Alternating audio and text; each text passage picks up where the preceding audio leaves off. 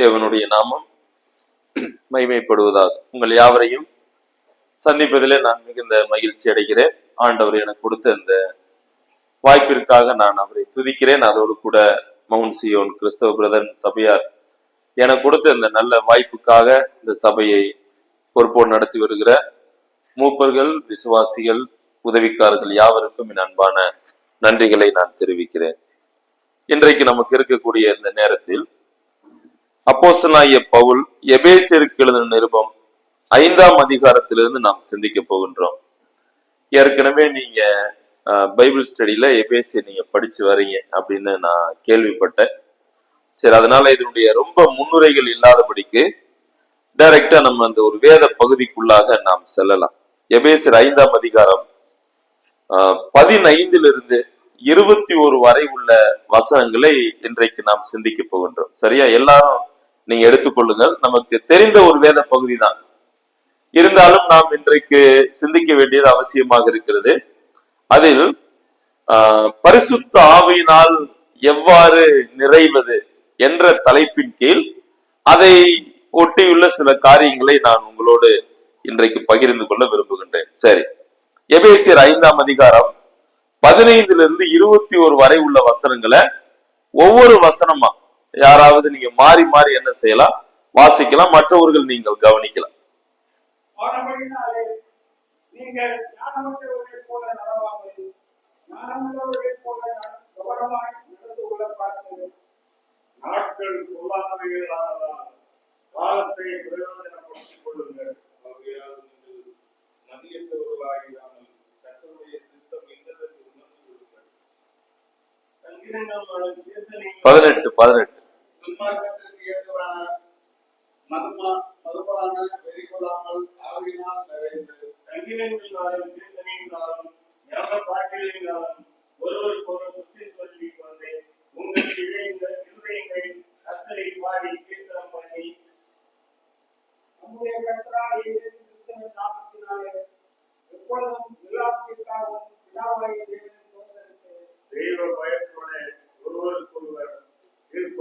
Right, இன்னைக்கு நம்ம சிந்திக்கக்கூடிய வசனமே முக்கியமான வசனம் 18.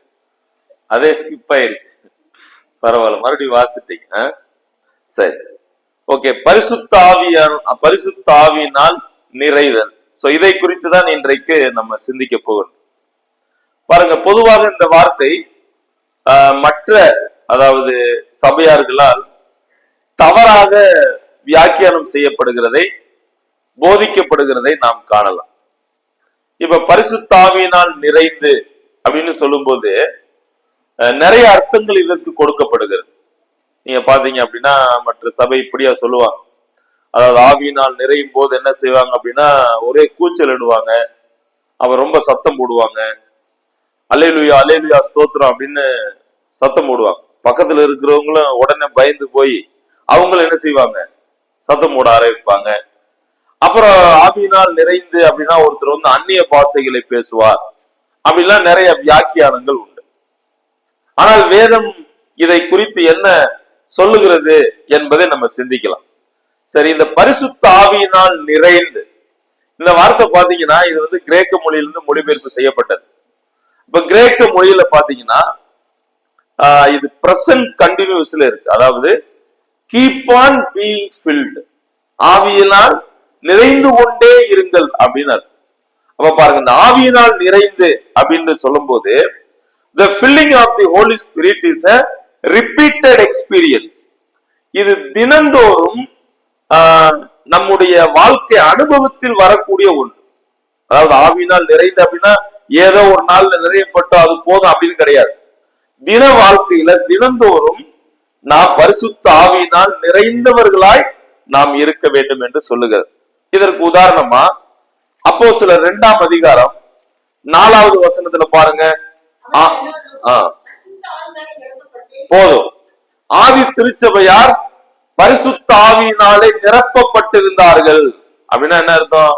அந்த திருச்சபையுடைய வாழ்வு முழுவதுமே அந்த விசுவாசிகள் ஆவியானவரால் நிரப்பப்பட்டு கொண்டே இருந்தார்கள்.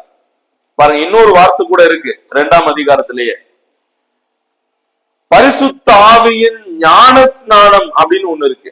பரிசுத்த ஆவியின் ஞான ஸ்நானம் அது ஒன் டைம் எக்ஸ்பீரியன்ஸ். பரிசுத்த ஆவியின் ஞானஸ்நானம் என்பது சபையில் சேர்த்து கொள்ளப்படுவதை குறிக்கிறது. எப்போ ஒருவர் இயேசுவை அவர் விசுவாசிக்கிறாரோ, விசுவாசித்த மாத்திரத்திலே சபையில் அவர் சேர்த்துக் கொள்ளப்படுகிறார். அது பரிசுத்த ஆவியின் ஞானஸ்நானம். அது ஒரு முறை நடக்கக்கூடிய நிகழ்வு. ஆனால் பரிசுத்த ஆவியினால் நிறைந்து அவரால் நிரப்பப்படுதல் என்பது தினந்தோறும் செய்யப்படுகின்ற ஒன்று. அப்ப அப்போஸ்தலர் 2:4 the early church they were filled with the Holy Spirit. அவர்கள் ஆவியினால் நிறைந்திருந்தார்கள். அது தின வாழ்வை காட்டுது, ரிப்பீட்டட் எக்ஸ்பீரியன்ஸ். அதே போல 4ஆம் அதிகாரம் 8ஆம் வசனம் பாருங்க. அப்போஸ்தலர் 4:8 படிங்க. போதுமானது. இங்க பாருங்க, பேதுரு பரிசுத்த ஆவியினால் நிறைந்து, ஏதோ அவருடைய வாழ்க்கை முழுவதும் ஒரே ஒரு நாள் மட்டும் நிறைந்து அப்படி கிடையாது. சோ அவருடைய தின வாழ்க்கை பாருங்க, அவர் நிறைந்தவராகவே இருந்தார் அப்படின்னு பார்க்கலாம். அப்போஸ்தலர் 4:31 ஸ்தேவானை குறித்து நான் படிக்கிறோம், வாசிங்க. அப்போஸ்தலர் 4:31.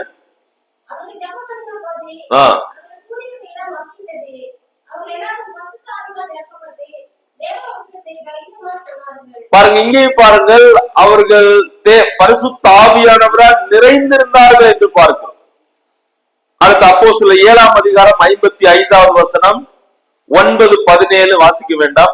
11:24, 13:9 போன்ற வசனங்கள்ல பாத்தீங்கன்னா ஸ்தேவான், பவுல், பர்னபா, சோ இவர்கள் எல்லாருமே பரிசுத்த ஆவியினால் நிறைந்திருந்தார்கள் என்ற வார்த்தையை நாம் பார்க்கலாம். அப்ப இவ்வளவு உதாரணங்கள் இருக்கிறது. பரிசுத்த ஆவியினால் நிறைந்து நிரப்பப்படுதல் என்று சொன்னால் இது தினந்தோறும் நாம் செய்ய வேண்டிய ஒன்று. ஏதோ ஒரு நாளில் நாம் ஆவியானவரால் நிறைய வேண்டும் என்று அல்ல, தின எக்ஸ்பீரியன்ஸ். சரியா? the filling of the Holy Spirit is a repeated experience. அது நம்முடைய தின வாழ்வு அனுபவத்தில் இருக்கணும். அப்ப நீங்களும் நானும் பரிசுத்த ஆவியானவரால் நிறைந்திருக்க வேண்டும் என்று ஆண்டவர் விரும்புகிறார். சரியா? ரைட். இப்ப பரிசுத்த ஆவியினால் நிறைதல், நிரப்பப்படுதல் என்றால் என்ன? ஆங்கிலத்துல அந்த வார்த்தை பாருங்க, be filled அப்படின்னு இருக்கு. being filled அப்படின்ற வார்த்தை. சரி, இதற்கு ஆங்கிலத்தில் நம்ம சொல்லும் போது ஃபில்லிங். இப்ப ஒரு டப்பா வச்சிருக்கோம், ஒரு வாளி இருக்கு, அல்லது ஒரு வாட்டர் பாட்டில் இருக்கு. அந்த பாட்டில் நம்ம என்ன செய்வோம்? தண்ணியை நிரப்பு அப்படின்னு சொல்லுவோம், ஃபில் பண்ணுங்க. அந்த விதத்தில் இது சொல்லப்படுதா அப்படின்னா இல்ல. 3 அர்த்தத்துல சொல்லப்படுது இந்த நிரப்பப்படுதல் என்கின்ற வார்த்தை. முதலாவது வார்த்தை பிளீரோ அப்படின்னு சொல்லக்கூடிய ஒரு கிரேக்க வார்த்தை. எல்லாரும் கவனிக்கிறீங்களா? இல்லையா? கவனிக்கிறீங்களா? ரைட். முதல் வார்த்தை பிளீரோ அப்படின்ற வார்த்தை. பிளீரோ அப்படின்னா பிரஷர் அப்படின்னு அர்த்தம். பிரஷர், அத நம்ம தமிழ்ல அழுத்தம் கொடுத்தல் அப்படின்னு அர்த்தம். அழுத்தம். அதற்கு உதாரணமா பாத்தீங்கன்னா, இப்ப ஆரம்ப நாட்கள்ல போட் எவ்வாறு அந்த படகு பயணம் செய்யும் அப்படின்னா, அந்த இன்ஜின் கண்டுபிடிக்கப்படல. அப்போ ஒரு காற்று எந்த திசை அடிக்குதோ அந்த திசை அந்த போட் கொண்டு போகும். இப்போ உதாரணமா நம்மளே நடந்துட்டு போறோம், ஒரு காத்து பலமா அடிக்குதுன்னு வைங்க, நம்ம அப்படியே ஒரு பக்கமா தள்ளும். பாத்துருக்கீங்களா? இல்ல ஒருவேளை நம்ம போட்டிருக்கிற ட்ரெஸ் அப்படியே அந்த காத்துல அப்படியே நம்மளை பிடிச்சி இழுக்கிற மாதிரி இருக்கும். அதுக்கு பேரு தான் என்ன அப்படின்னா, அதாவது பிளீரோ அப்படின்னு அர்த்தம். அப்ப பிளீரோ அப்படின்றது அழுத்தம் கொடுத்தல் என்ற அர்த்தம் இருக்கிறது. அழுத்தம் கொடுத்தல். எவ்வாறு இந்த அழுத்தத்தினால் ஒருவர் கொண்டு போகப்படுகிறாரோ அதனுடைய அர்த்தமாக இருக்குது. அதுபோல ஆவியானவர் ஒவ்வொரு விசுவாசியையும் ஒரு கீழ்ப்படுதலின் பாதைக்குள்ள நடத்துவார் என்பது இதனுடைய பொருள். இரண்டாவது இதற்கு ஒரு அர்த்தம் உண்டு. பெர்மேசன் அப்படின்னு ஒரு வார்த்தை இருக்கு. பெர்மேசன் அப்படின்னா ஊடுருவுதல் அப்படின்னு அர்த்தம். ஊடுருவுதல். இப்ப உதாரணமா ஒரு டேப்லெட் நீங்க எடுக்கிறீங்க. இப்ப ஒருவேளை நமக்கு வியாதி இருக்கு, பலவீனங்கள் இருக்கு. இந்த டேப்லெட் நம்ம சாப்பிட்ட உடனே டேப்லெட் அப்படியே இருக்கா? இல்ல. அது என்ன செய்யுது? கரைஞ்சு ஊடுருவி அந்த உடல் உறுப்புகளுக்குள்ள போகுது. அது உதாரணம், அந்த டேப்லெட்ல ஒரு கவர் மாத்திரை நீங்க பாத்தீங்கன்னா, அதை எடுத்தீங்கன்னா தனியா மருந்து உள்ள இருக்கும். ஆனா நீங்க அதை சாப்பிடுங்க, அது அப்படியே உங்களுடைய உடலுக்குள்ள ஊடுருவி செல்லும். சோ அந்த ஒரு விதத்தில் என்ன செய்யுது அப்படின்னா இந்த வார்த்தை பயன்படுத்தப்படுது. ஒரு தண்ணி டப்பாவுல ஒரு மாத்திரையோ அல்லது ஒரு லிக்யூடோ போடும்போது என்ன செய்யுது? எல்லாத்திலையும் கலந்துருது. அந்த அர்த்தத்திலும் சொல்லப்படுது. மூணாவது வார்த்தை பாருங்க, டாமினேஷன். இதுதான் முக்கியமான வார்த்தை, சரியான வார்த்தை. டாமினேஷன் அல்லது டோட்டல் கண்ட்ரோல் அப்படின்னு அர்த்தம். டாமினேஷன் அல்லது டோட்டல் கண்ட்ரோல், தமிழ்ல ஆதிக்கம் செலுத்துதல் அல்லது கட்டுப்படுத்தப்படுதல் அப்படின்னு அர்த்தம். சரியா? அப்ப முதல் வார்த்தை ஆவியினால் நிறைந்து என்பதற்கு பிளீரோ. பிளீரோ என்பது என்ன அர்த்தம்? அழுத்தம் கொடுத்தல் அப்படின்னு அர்த்தம். இரண்டாவது அர்த்தம் பெர்மேஷன், ஊடுருவுதல் என்ற அர்த்தம். மூன்றாவது ஆதிக்கம் செலுத்துதல், கட்டுப்படுத்தும் திறன் அல்லது கட்டுப்பாட்டுக்குள் இருப்பது. இங்கே 5:18 சொல்லப்பட்ட இந்த வார்த்தை ஆவியினால் நிறைந்து என்பதற்கான அர்த்தம் என்ன? ஆவியானவருடைய ஆளுகைக்குள் இருப்பது அல்லது ஆவியானவரால் நாம் கட்டுப்படுத்தப்பட வேண்டும். நம்ம அவரை கட்டுப்படுத்த முடியாது. சில நேரங்கள் நம்ம அப்படி நினைக்கிறோம். நம்ம ஜெபம் பண்ணும்போது பாத்துருக்கீங்களா? ஆண்டவருக்கு நம்ம கமாண்ட் கொடுப்போம். ஆண்டவரே எனக்கு இதை செய்யுங்க. ரொம்ப நம்ம சொல்ற மாதிரி அடாவடித்தனமா ஆண்டவர்கிட்ட நம்ம ஜெபம் பண்ணுவோம். ஆனா இங்க பாருங்க, ஆவியானவர் நம்மை கட்டுப்படுத்த வேண்டும். ஆவியினால் நிறைந்து என்று சொன்னால் ஆவியானுடைய நிறைவு, ஆவியானுடைய கட்டுப்பாடு, அவர் நம்மை ஆதிக்கம் செலுத்த வேண்டும் அல்லது அவருடைய கட்டுப்பாட்டுக்குள் நீங்களும் நானும் இருப்பதே ஆவியினால் நிறைந்து என்று பொருள். இதற்கும் உதாரணங்கள் உண்டு. லூக்கா எழுதின சுவிசேஷம் எடுங்க. லூக்கா 5:26 படிங்க. லூக்கா 5:26. லூக்கா 5:26 படிங்க.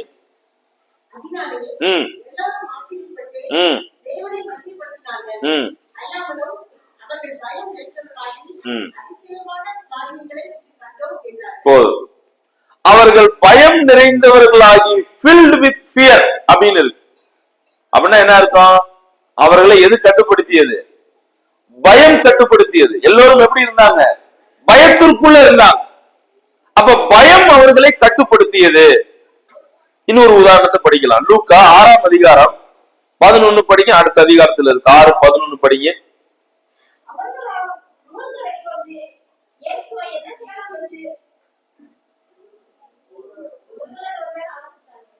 லூக்கா 6:11 ஆங்கில பைபிள்ல பாத்தீங்கன்னா they filled with rage, மூர்க்க வெறியினால் நிறைந்து. அப்படின்னா என்ன அர்த்தம்? அவங்களை எது ஆட்கொண்டது? மூர்க்க வெறி ஆட்கொண்டது, அதாவது கோபம் ஆட்கொண்டது. அவங்க கோபத்தினுடைய கட்டுப்பாட்டுக்குள்ள இருக்கிறார். முதலாவது நாம பார்த்த லூக்கா 5ஆம் அதிகாரத்துல பயத்தினுடைய கட்டுப்பாட்டுக்குள்ள அவங்க இருந்தாங்க. பயம் அவர்களை கட்டுப்படுத்தியது. லூக்கா 6:11 அதாவது மூர்க்கம், கோபம் அவர்களை கட்டுப்படுத்தியது. யோவான் 16ஆம் அதிகாரம் 6வது வசனத்தை கூட படிங்க. யோவான் 16:6 16:6.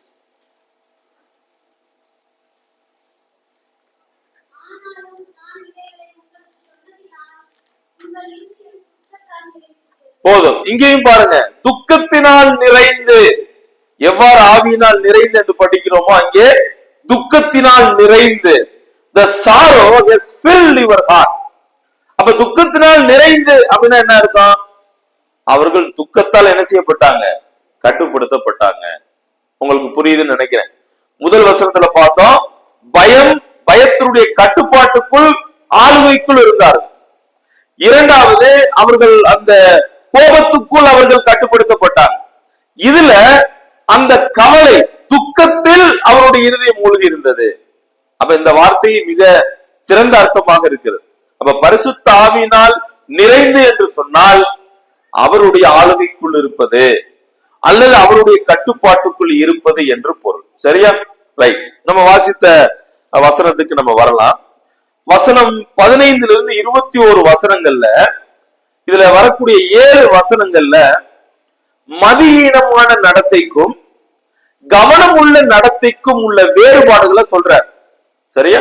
எப்படி ஆரம்பிக்கிறார் பாருங்க. ஆனபடினாலே நீங்கள் ஞானமற்றவர்களை போல நடவாமல் ஞானம் உள்ளவர்களை போல கவனமாய் நடந்து கொள்ள பார்த்து. அப்ப மதியீனமான நடத்தை, கவனம் உள்ள நடத்தையை பத்தி பேசுறார். அதை நம்ம இப்படி கூட சொல்லலாம், செய்யக்கூடாதவை செய்ய வேண்டியவை.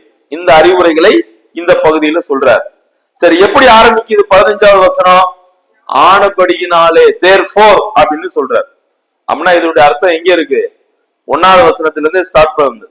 1வது வசனத்திலே பாருங்க, ஆதலால் அப்படின்னு ஆரம்பிக்குது. அப்ப இதனுடைய தொடர்ச்சி 4ஆம் அதிகாரத்துல இருக்கு. நீங்க ஏற்கனவே பைபிள் ஸ்டடியில சிந்திச்சுட்டு வரீங்க.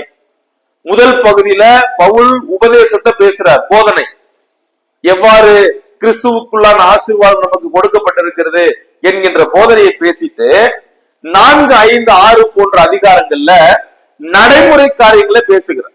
சரியா? நடைமுறை காரியங்கள். அப்ப இந்த நடைமுறை காரியங்கள்ல ஆனபடியினாலே இதுவரைக்கும் 5ஆம் அதிகாரத்தில் சொல்லப்பட்டுள்ள அந்த நிகழ்வின் அடிப்படையில் சொல்றாரு. ஆனபடியினாலே நீங்க என்ன செய்யுங்க? ஞானமற்றவர்களை போல நடவாமல் ஞானம் உள்ளவர்களை போல கவனமாய் நடந்து கொள்ள பார்த்து. 4 காரியங்கள் இங்கே சொல்லப்படுகிறது. நான் வாசித்த வசனத்துல 1, 15வது வசனம், ஞானம் உள்ளவர்களை போல கவனமாய் நடந்து கொள்ளுங்கள். 2, வசனம் 16, காலத்தை பிரயோஜனப்படுத்துங்கள். வசனம் 17, கர்த்தருடைய சித்தம் இன்னதென்று உணர்ந்து கொள்ளுங்கள். வசனம் 18, பரிசுத்த ஆவியினாலே நிறைந்திருங்கள். இந்த வசனங்கள் பாத்தீங்கன்னா, இந்த 4 வசனங்கள்ல முதல் 3 வசனங்கள் ஒற்றுமையாகவும் ஒரு அடுக்கு தொடரை போல வருகிறதையும் நாம் காணலாம். ஒற்றுமையா இருக்கு, அடுக்கு தொடர் போல வரும். எப்படி?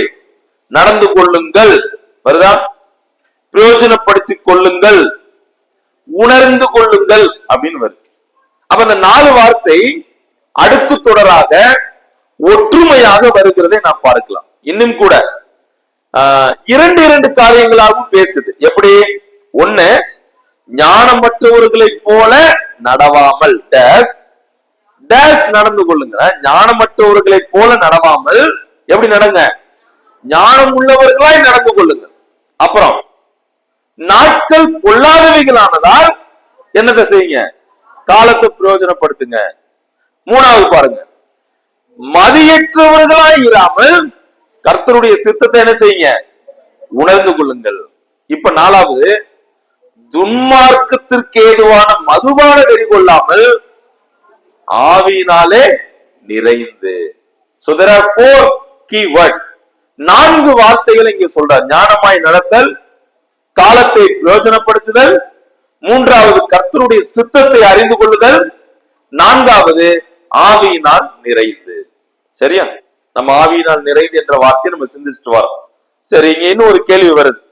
அந்த வசனத்தை பாத்தீங்கன்னா, துன்மார்க்கத்துக்கு ஏதுவான மதுபான வெறி கொள்ளாமல் ஆவியினால் நிறைந்து. ஏன் இந்த வார்த்தையை பவுல் இங்கே பயன்படுத்தணும்? அதுக்கு வேற வார்த்தையே இல்லையா? அதை மதுபானத்தோடு தான் ஆவியினால் நிறைவதை ஒப்பிட வேண்டுமா அப்படின்ற கேள்வி நமக்கு வருது. அதற்கான முதல் பதில் என்ன அப்படின்னா, இந்த விசுவாசிகள் ஆரம்ப நிலையிலேயே அவர்கள் இயேசுவை ஏற்றுக்கொள்ளாமல் இருந்த நாட்களில் இந்த ஒரு சூழ்நிலையில் வாழ்ந்தவர்கள். அப்ப இதை சொல்லும் போது அவங்க ரொம்ப எளிமையா புரிஞ்சுக்குவாங்க. அதற்காக பவுல் இந்த வார்த்தையை பயன்படுத்துறார். சரி, இந்த 2 நிலைக்குள்ள ஒப்புமை பாருங்க. அதாவது ஒரு பக்கம் மதுபான வெறி கொள்ளுதல், இன்னொன்னு ஆவியினால் நிறைதல். இந்த 2 நிலைகள் பாத்தீங்கன்னா மனிதன் அப்பாற்பட்ட ஒரு ஆற்றலுக்கு கீழே கொண்டு போகப்படுகிறதை பார்க்கிறோம். இப்போ ஒரு மனிதன் அதை அவர் செய்யும் போது அவன் அந்த மதுபானத்துக்கு கீழே அடிமையாக இருக்கிறான். அதை அவனை கண்ட்ரோல் பண்றதை பார்க்கலாம். இங்கேயும் பாத்தீங்கன்னா ஆவியானவரால் கட்டுப்படுத்தப்படுகிறதை பார்க்கிறோம். அப்ப 2 நிலைகளையுமே மனிதன் தனக்கு அப்பாற்பட்ட ஒரு ஆற்றலுக்கு கீழே அவன் இருக்கிறதை நாம் பார்க்கிறோம். சோ ஒரு நிலை என்ன? ஒரு வெறியான ஒரு நிலை, ஒரு வெறியூட்டும் ஒரு நிலைக்கு கீழ் இருக்கிறான், மதுவினுடைய வெறியாட்டத்துக்கு கீழ் இருக்கிறான். ஆனால் இன்னொரு நிலை என்ன? பரிசுத்த ஆவியினுடைய ஆற்றலுக்கு கீழே அவன் இருக்கிறான் என்று சொல்லுங்க. அடுத்து பாருங்க, இந்த 2 நிலைகளிலுமே மனிதன் உணர்ச்சி பெருக்கோடு காணப்படுகிறான். அதாவது அதிகமான உணர்வுகளோடு காணப்படுவான். அது 2லயுமே நடக்குது. 3வது பாத்தீங்கன்னா 2 நிலைகளிலும் அந்த மனிதனுடைய நடை பாதிக்கப்படுகிறது, அவனுடைய வாழ்க்கை பாதிக்கப்படுகிறது. ஒண்ணு மதுபானத்தில் வெறி கொண்டால் அவனுடைய வாழ்க்கை பாதிக்கப்படும். இங்கே ஆப்போசிட்ல பாத்தீங்கன்னா ஆவியானவரால் அவன் நிறைந்திருந்தானால் அவனுடைய வாழ்வும் அவனுடைய நடைமுறை வாழ்வும் வேறு விதத்துல அவனுக்கு ஒரு பாதிப்பை ஏற்படுத்தக்கூடியதாக இருக்கிறது. சரியா? ரைட். அடுத்த கேள்விக்கு போயிடலாம். ஒரு விசுவாசி எவ்வாறு ஆவியின் நிறைவை பெற முடியும்? கேள்வியோடு நம்ம ஆரம்பிச்சிருவோம். எத்தனை பேர் பரிசுத்த ஆவியினால் நிரப்பப்பட்டிருக்கீங்க? கை தூக்குங்க பாப்போம். பின்னாடி ஒரு முறை சிரிக்கிறார். எத்தனை பேர் நிரப்பப்பட்டிருக்கீங்க? என்ன நிறைய பேர் தூக்க மாட்டீங்க? என்னடா மதுபானம்ன்றான் ஆவின்றான், ஒன்னும் புரியலையே. சரி, நான் சொன்னேன் ஆவியினால் நிறைந்து அப்படின்னா தினந்தோறும் செய்ய வேண்டியதா, இல்ல எப்பயாவது ஒரு முறை நிறைந்தா போதுமா? சொல்லுங்க. அனுதினம். நான் அதுக்கு உதாரணம் சொன்னேன். அதாவது filling of the spirit is a everyday experiences. சரியா? சரி, ஆவியினால் நிறைந்து அப்படின்னா என்ன அர்த்தம்? அவருடைய ஆளுகைக்குள் இருப்பதுன்னு அர்த்தம், அவருடைய கட்டுப்பாட்டுக்குள் இருப்பதுன்னு அர்த்தம். சரி, இப்ப நீங்க சொல்லுங்க, எத்தனை பேர் ஆவியானவரால் நிரப்பப்பட்டிருக்கீங்க? மறுபடியும் சிந்தையா, மறுபடியும் யோசனையா? சரி, எல்லாருமே நம்ம ஆவியானவரால் என்ன செய்யப்பட்டிருக்கோம்? நிரப்பப்பட்டிருக்கோம். சரி, இதை எவ்வாறு நான் அறிந்து கொள்ள முடியும்? நான் உண்மையிலேயே ஆவியானவரால் நிரப்பப்பட்டிருக்கிறேன், அவருடைய ஆளுகைக்குள்ளே நான் இருக்கிறேன் என்பதை எவ்வாறு அந்த பரிசுத்த ஆவியின் நிறைவை ஒரு மனிதனால் பெற முடியும் அப்படின்னு கேட்டா, அது இந்த பகுதியில் இல்ல, பட் மற்ற பகுதிகளில் இருக்கு. இதுல சிம்பிளா சொல்லிட்டார், ஆவியினால் நிறைந்து. இது ஒரு கட்டளை, இட் இஸ் எ கமாண்ட். இது ஏதோ எக்ஸெப்ஷன் கிடையாது. நம்ம வேணும்னா எடுத்துக்கலாம், வேணாம்னா வேணாம் அப்படி கிடையாது. இது பொதுவான எல்லாருக்கும் சொல்லக்கூடிய கட்டளை. வேதத்தில் நிறைய கட்டளைகள் இருக்கு, அதுல இது ஒரு கட்டளை. என்ன? நீங்களும் நானும் ஆவியானவரால் நிரப்பப்பட்டிருக்க வேண்டும், அவருடைய ஆளுகைக்குள்ளே இருக்க வேண்டும் என்பது கட்டளை. சரி, ஒரு விசுவாசி எவ்வாறு இந்த ஆவியின் நிறைவை பெற முடியும்? How do we get? இதை எவ்வாறு பெற முடியும்? நம்பர் 1, முதலாவது, நம்முடைய வாழ்க்கையில் அறிந்த பாவங்கள் அனைத்தையும் நாம் அறிக்கை செய்யும் போது அந்த நிறைவை பெற முடியும். சரியா? முதல் பதில், நம்முடைய வாழ்க்கையில் அறிந்த பாவங்கள் அனைத்தையும் அறிக்கை செய்ய வேண்டும். 1 யோவான் 1ஆம் அதிகாரம் 5 - 9 வசனங்கள்ல இருக்கு, வாசிக்க வேண்டாம், நீங்க வீடுகளில் போய் வாசிக்கலாம். அப்ப பரிசுத்த ஆவியினால் நிறைந்த ஒரு பரிசுத்தமான ஒருவர் பாவத்தை குறித்த குற்ற உணர்வு இல்லாதபடி தனது வாழ்க்கையை தடையின்றி நடத்த மாட்டார் என்பதில் சந்தேகம் இல்லை. அப்ப எவ்வாறு நிறைவை பெற முடியும்? 1, நம்முடைய பாவங்களை அறிக்கை செய்யும் போது. 2வது, ஒரு விசுவாசி எவ்வாறு ஆவியின் நிறைவை பெற முடியும்? ரோமர் 12ஆம் அதிகாரம் 1-2 வாசிக்கிறோம், நம்மை முழுவதுமாக அவருடைய கட்டுப்பாட்டுக்குள் ஒப்பு கொடுக்கும் போது நாம் அந்த நிறைவை பெற முடியும். ஏன்னா ரோமர் 12 அப்படித்தான் சொல்லுது, நமது சரீரத்தை அவயவங்களை பரிசுத்தமாக நாம் அவருக்கு ஒப்பு கொடுத்து வாழ வேண்டும். நம்முடைய சித்தம், நம்முடைய ஆய்வு திறம், நம்முடைய சரீரம், நம்முடைய நேரம், நம்முடைய ஆற்றல்கள், எனர்ஜி, நம்முடைய செல்வங்கள், இவைகள் யாவற்றையும் அது ஒப்பு கொடுக்கக்கூடியதாக இருக்கு. அப்ப ஒப்பு கொடுத்தல் என்பது அவருடைய ஆளுகைக்கு கீழே நாம் ஒப்பு கொடுத்து வாழும் போது இந்த ஆவியின் நிறைவை நாம் பெற முடியும். 1, பாவங்களை அறிக்கையிட வேண்டும். 2வது, நம்மை முழுவதுமாக அவருடைய கட்டுப்பாட்டுக்கு நம்மை ஒப்புவிக்கும் போது நான் ஆவியினுடைய நிறைவை பெற முடியும். 3வது, எவ்வாறு இந்த ஆவியின் நிறைவை பெறுவது? கொலோசியர் 3ஆம் அதிகாரம் 16வது வசனத்தில் இருக்கிறது, கிறிஸ்துவின் வசனம் நம்மில் நிறைந்து விளங்கும் போது நாம் ஆவியானுடைய நிறைவை பெற முடியும். கொலோசியர் 3:16 ஏற்கனவே இந்த வசனத்தை நாம் வாசித்திருக்கிறோம். என்ன? கிறிஸ்துவின் வசனம் உங்களுக்குள்ளே சகல விதத்துல பரிபூர்ணமாய் வாசமாய் இருக்கட்டும். அப்ப கிறிஸ்துவின் வசனம் நம்மிடத்தில் நிறைந்து விளங்கும் போது ஆவியினுடைய நிறைவை நாம் பெற முடியும். 4வது, எவ்வாறு இந்த ஆவியின் நிறைவை பெற முடியும்? நம்முடைய சுயத்தை நம்மை விட்டு முழுவதுமாக அகற்றும் போது நாம் இந்த ஆவியின் நிறைவை பெற முடியும். அதை கலாத்தியர் 2ஆம் அதிகாரம் 20வது வசனத்தில் வாசிக்கிறோம். காலையில நம்ம தியானத்துல கூட அந்த வசனத்தை நாம் வாசித்தோம். அப்ப நமது சுயம் சாவடிக்கப்பட வேண்டும், நம்முடைய சுயம் அகற்றப்பட வேண்டும். பாருங்க, ஒரு பொருள்ல ஒரு தண்ணீரோ ஒரு பொருளோ நிரப்பப்பட வேண்டுமானால் அந்த பாத்திரம் எப்படி இருக்கணும்? வெறுமையா இருக்கணும். ஏதோ ஒன்று இருக்கும் போது அதை நாம் நிரப்ப முடியாது. அப்ப நம்மை வெறுமைப்படுத்தும் போது, நம்முடைய சுயத்தை நாம் அழிக்கும் போது அதை நாம் பெற்றுக்கொள்ளலாம். சரியா? அப்ப ஒரு விசுவாசி ஆவியின் நிறைவை எவ்வாறு பெற முடியும்? ஒன்று, நமது பாவங்களை அறிக்கையிடுதலின் மூலம். இரண்டாவது, நம் வாழ்க்கையை அவருடைய கட்டுப்பாட்டுக்குள் ஒப்பு கொடுக்கும் போது. அது நம்முடைய சரீரமா இருக்கலாம், ஆற்றலா இருக்கலாம், திறனா இருக்கலாம், நம்முடைய செல்வங்களா இருக்கலாம், நேரமா இருக்கலாம். சோ எல்லாவற்றையும் அவருக்கு ஒப்பு கொடுத்தல் மூலமாக நாம் அதை பெற முடியும். மூன்றாவது, கிறிஸ்துவின் வசனம் என்னில் பரிபூர்ணமாய் வாசமாய் இருக்கும் போது. நான்காவது, என்னுடைய சுயத்தை நான் முற்றிலும் அகற்றும் போது நான் அந்த நிறைவை பெற முடியும். ரைட். அடுத்து, இந்த பரிசுத்த ஆவியின் நிறைவை பெற்றிருப்பதாக ஒரு மனிதனால் அறிய முடியுமா? நான் ஆவியானுடைய நிறைவை பெற்றிருக்கிறேன், அவரால் நிரப்பப்பட்டிருக்கிறேன் என்பதை ஒரு மனிதனால் அறிந்திருக்க முடியுமா அப்படின்னா நிச்சயமாக முடியும். சரியா? வேதம் அதற்கான பதில் சொல்லுகிறது. ஏசாயா 6ஆம் அதிகாரம் 1-5 வரை உள்ள வசனங்களை வாசித்தோம்னா, அங்கே ஏசாயாவுக்கு நடந்த நிகழ்வை சொல்றார். ஐயோ நான் அதமானேன், நான் அசுத்த உதடுள்ளவன், நீர் பரிசுத்தர் அப்படின்னு கன்ஃபஸ் பண்றார். அப்ப நம்முடைய முற்றிலும் தகுதியற்ற நிலை, நம்முடைய பாவமான நிலையை நாம் உணர்ந்தவர்களாக இருப்போம். கவனிங்க. அப்ப ஆவியின் நிறைவை பெற்றிருப்பதாக என்னால் அறிய முடியுமா? ஒரு மனிதனால் அறிந்திருக்க முடியுமா? நிச்சயமா முடியும். எப்படி? நம்முடைய முற்றிலும் தகுதியற்ற நிலையை நாம் அறிவோம். என்னிடத்தில் எந்த நன்மை இல்லை என்பதை நாம் அறிவோம். என்னிடத்தில் இருக்கின்றன பாவமான நிலையை நாம் உணர்ந்தவர்களாக இருப்போம். அது மட்டுமல்ல, அவருடைய சமூகத்தில் நாம் பெருமை பாராட்டும்படியாக நம்மிடத்தில் எதுவும் இல்லை என்பதையும் நாம் உணர்வோம். நாம் அவரிடத்தில் பெருமை பாராட்டுவதற்கு எதுவும் இல்லை. மற்றவர்கள் என்னை விட மேலானவர்கள் என்று நாம் எண்ணுவோம். அதுதான் அவருடைய அடையாளம். மற்றவர்களை காட்டிலும் ஆவிக்குரிய நிலையில் நான் மேலானவர்கள் அப்படின்னு நம்ம சொல்ல மாட்டோம். நான் எல்லாத்தையும் அடைஞ்சிட்டேன், நான் எல்லாத்தையும் நிறைவேற்றிட்டேன் அப்படின்னு சொல்ல மாட்டோம். பவுலே சொல்றாரு பாருங்க, நான் எல்லாவற்றையும் அடைந்தேன், முற்றிலும் நான் தேறினவனானேன் என்று நான் சொல்ல விரும்பல. எனக்கு இன்னும் கொடுக்கப்பட்ட ஓட்டத்தை நோக்கி, இலக்கை நோக்கி நான் ஓடிக்கொண்டே இருக்கிறேன் அப்படின்னு சொல்ற.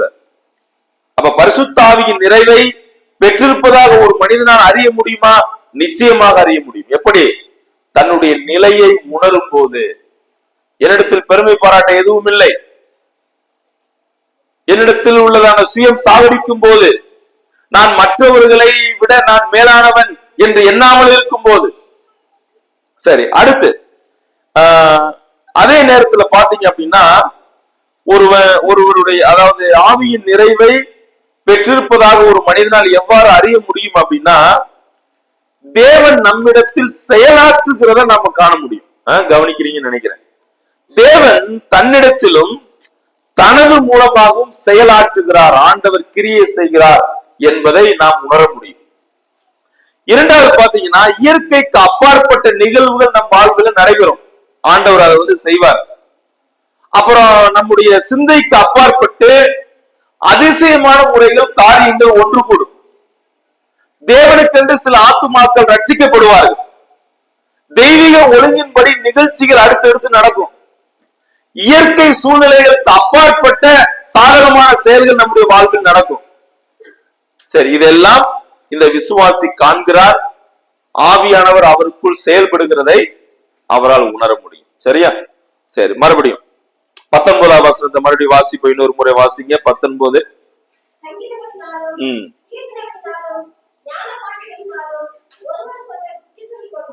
போதுமானது. 5ஆம் அதிகாரம் 19ல ஆவியின் நிறைவினால் உண்டாகக்கூடிய 4 விளைவுகள். நான் இதுவரைக்கும் என்ன பேசுறேன்னா, ஆவியின் நிறைவு அப்படின்னா என்ன அப்படின்னு பார்த்தோம். நான் ஆவியின் நிறைவை ஒருவர் பெற முடியுமா அப்படின்னா பெற முடியும். அதற்கு என்ன பதில்னு பார்த்தோம். சரி, உண்மையிலேயே நான் ஆவியானவரை பெற்றிருக்கிறேன், ஆவியின் நிறைவை பெற்றிருக்கிறேன் என்பதாக அறிந்து கொள்ள முடியுமா? நிச்சயமாக முடியும். இப்ப 4வது கேள்விக்கு வந்துருவோம். ஆவியின் நிறைவினால் உண்டாகக்கூடிய 4 விளைவுகள். நான் உண்மையிலேயே ஆவியானவரால் நிரப்பப்பட்டிருக்கிறேன் என்று சொன்னால் அதனுடைய விளைவுகள் என்ன என்பதை பவுல் இங்கே விளக்குகிறார். சரியா? முதலாவது சான்று வசனம் 19 பாருங்க. நம்ம வாசித்தோம் இல்லையா? முதல் சான்று, நான் ஆவியினால் நிறைந்திருக்கிறேன் என்று சொல்லும் போது ஆவியின் நிறைவை பெற்ற கிறிஸ்தவர்கள் ஒருவரோடு ஒருவர் என்ன செய்வாங்க? சங்கீதங்களினாலும் கீர்த்தனைகளினாலும் ஞான பாட்டுகளினாலும் பேசிக் கொள்ளுவார்கள். அதுதான் விளைவு. நீங்களும் நானும் ஆவியானவரால் நிரப்பப்பட்டிருக்கிறோம் என்று சொன்னால் நாம் சங்கீதங்களினாலும் கீர்த்தனைகளினாலும் ஞான பாட்டுகளினாலும் நாம் பேச வேண்டும். அப்படின்னா என்ன அர்த்தம்? அந்த தெய்வீக உள்ளார்ந்த நிறைவு நமது வாயை திறக்க செய்யும், ஆண்டவரை துதிக்க வைக்கும், ஆண்டவரை பத்தி பேச வைக்கும், ஆண்டவர் செய்த செயல்களை சொல்ல வைக்கும். அது மட்டுமல்ல, ஒரு விசுவாசியுடைய இருதயத்தை விரிவாக்கி மற்றவர்களோடு தேவனை பற்றி பகிர்ந்து கொள்ளக்கூடிய ஒரு அனுபவம் ஏற்படும். அப்ப நான் ஆவியினால் நிறைந்திருக்கிறேன் என்பதனுடைய முதல் விளைவு, நான் என்ன செய்வேன்? சங்கீதங்களினாலும் கீர்த்தனைகளினாலும் ஞான பாட்டுகளினாலும் ஒருவருக்கொருவர் புத்தி சொல்லி, அப்படின்னா தேவனை பற்றி பேசுவேன். இரண்டாவது விளைவு என்ன? அடுத்த வசனத்துல இருக்கு பாருங்க, அதே பகுதியில, உங்கள் இருதயத்தில் கர்த்தரை பாடி கீர்த்தனம் பண்ணி. இரண்டாவது சான்று, கீர்த்தனம் பண்ணி அப்படின்ற வார்த்தைக்கு என்ன அர்த்தம்னா உள்ளார்ந்த மகிழ்ச்சி. நமக்குள்ள எப்படி இருப்போம்? மகிழ்ச்சியோடு இருப்போம். தேவனுக்கு நாம் கனத்தையும் மகிமையும் மகிழ்ச்சியும் செலுத்தணும் அப்படின்னு நம்ம நினைப்போம். அப்ப ஆவியினால் நிறைந்த வாழ்க்கை மகிழ்ச்சியினால் நிறைத்து பூரித்து பொங்கி வரும் ஊற்று போல விளங்கும். அதை அப்போஸ்தலர் 13:52 பார்க்கலாம். அதற்கு சகரியா இதற்கு எடுத்துக்காட்டா இருக்கிறார். லூக்கா 1ஆம் அதிகாரத்துல 67 69 வசனங்கள்ல பாருங்க. அவர் ஆவியானவரால் நிரப்பப்பட்டிருந்த போது என்ன செய்தாரா? தன் முழு இருதயத்தோடு கர்த்தரை பாடி கீர்த்தனம் பண்ணினார். எல்லாரும் பாருங்க, லூக்கா 1ஆம் அதிகாரம் 67 69 இருக்கு. சகரியா நல்ல அதற்கு உதாரணம். சரியா? ரைட். அப்ப பாருங்க, இரண்டாவது சான்று, நான் ஆவியினால் நிறைவேற்றப்பட்டிருக்கிறேன் என்று சொன்னால் அதனுடைய இரண்டாவது விளைவு, நமது இருதயத்தில் கர்த்தரை பாடி கீர்த்தனம் பண்ணுவோம். அப்படின்னா என்ன அர்த்தம்? ஒரு மகிழ்ச்சியான வாழ்வு, அவரை துதிக்கக்கூடிய துதி நம் வாயில் இருக்கும். அதற்கு உதாரணம் தான் லூக்கா 1ல அவன் ஆவியானவரால் நிரப்பப்பட்ட போது தன் முழு இருதயத்தோடு கர்த்தரை பாடி என்ன செய்தார்? அவர் கீர்த்தனம் பண்ணுகிறதை நாம் பார்க்கலாம். மூன்றாவது விளைவு 20வது வசனத்தில் இருக்கு, வாசிங்க 20.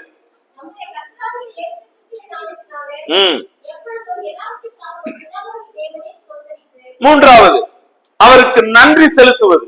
இது மூன்றாவது விளைவு. அல்லது பிதாவாகிய தேவனை ஸ்தோத்திரம் செலுத்துவது. எங்கே ஆவியானவர் ஆளுகை செய்கிறாரோ அங்கே தேவனுக்கு நன்றி பாராட்டப்படும்.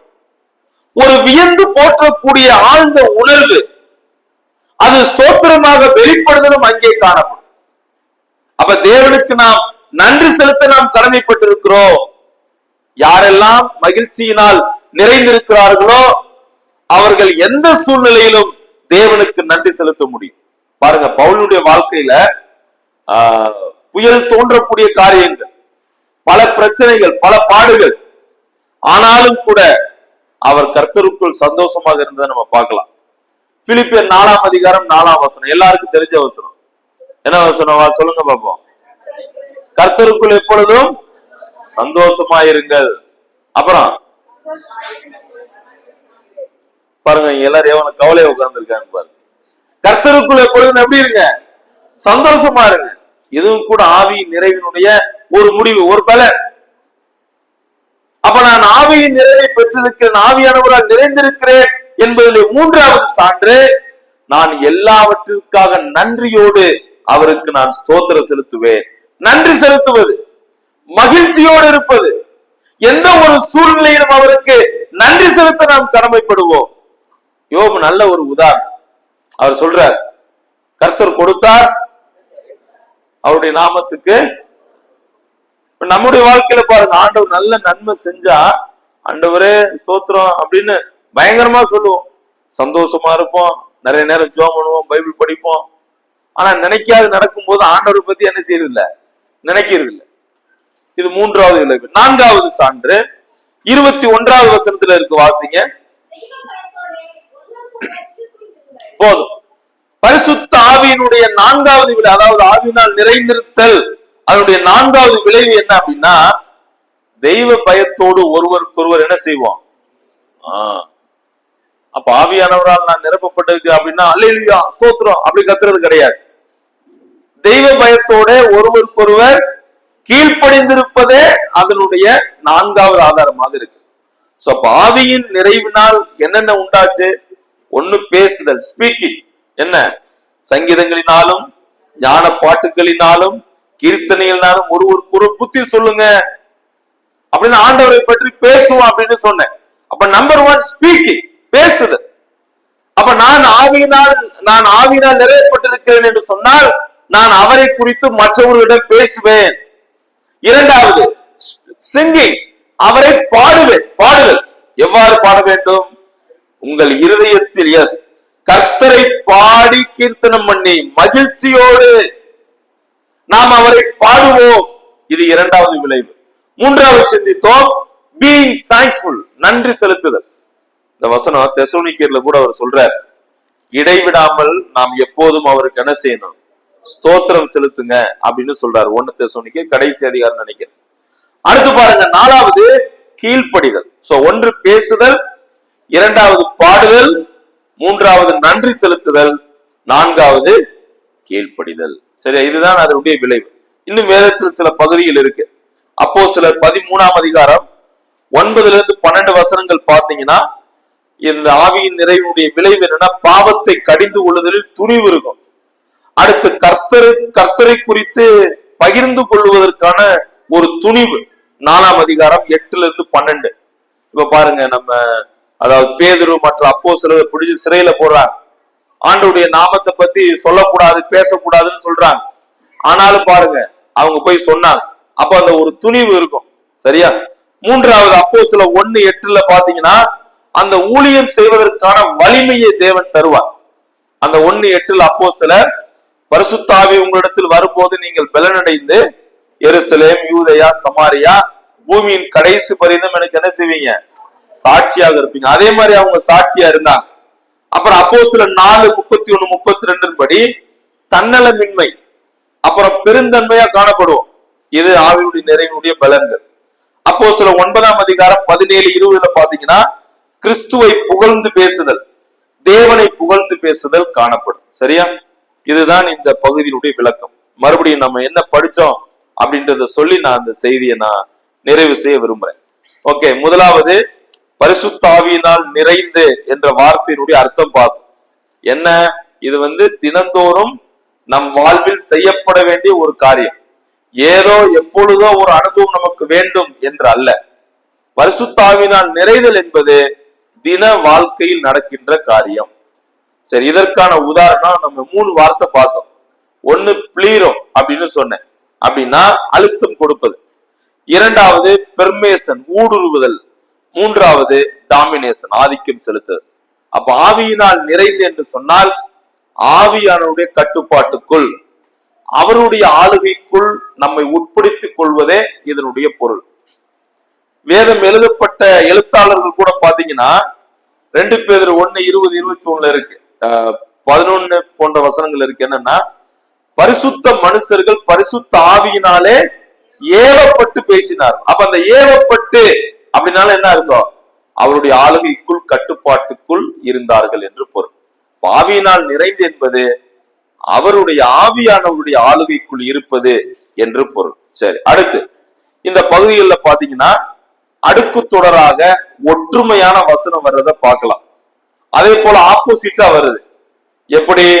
ஞானமற்றவர்களை போல நடக்காதீங்க, ஞானமா நடங்க அப்படின்னு இருக்கு. ரெண்டாவது, நாட்கள் பொல்லாதது, அதனால காலத்தை என்ன செய்யுங்க? பிரயோஜனப்படுத்துங்க.